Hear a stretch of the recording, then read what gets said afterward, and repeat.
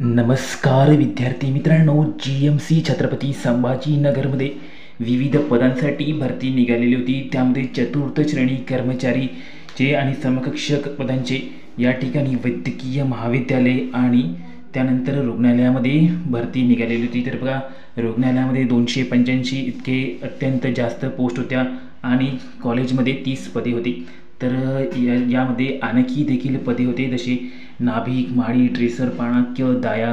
तर तुम्ही कोणत्या पदासाठी अप्लाय केले कॉमेंटमध्ये सांगा। तर बघा, याची प्रोसिजर आता सेकंड रिस्पॉन्स शीटपर्यंत आलेली आहे।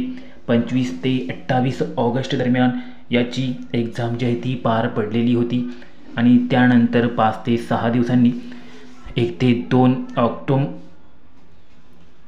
ते 2 सप्टेंबरला याची पहिली रिस्पॉन्स शीट आली।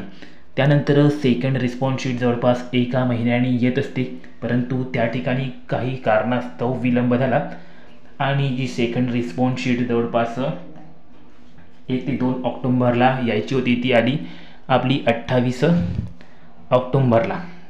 अशा प्रकारे त्यामध्ये लेट झालेला आहे। तर आता या ठिकाणी विद्यार्थ्यांच्या कॉमेंट येत आहे की सर, याची आता मेरिट लिस्ट नेमकी कधी लागणार आहे आणि त्यानंतर आचारसंहिता जी आहे ती जारी झाली 4 नोव्हेंबरला।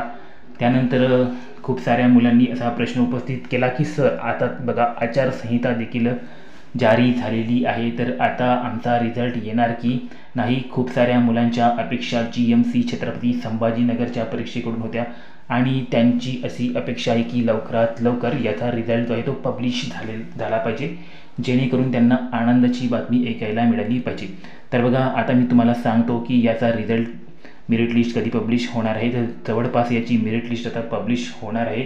बघा, या ठिकाणी आता सेकंड रिस्पॉन्स शीट कधी आली, तर 28 तारखेला आली, 28 ऑक्टोबरला। तर म्हणजेच 28 ऑक्टोबरला आली, तर आता बघा डिसेंबर 1 तारखेच्या आधी तुम्हाला याची पहिली मेरिट लिस्ट बघायला मिळणार आहे।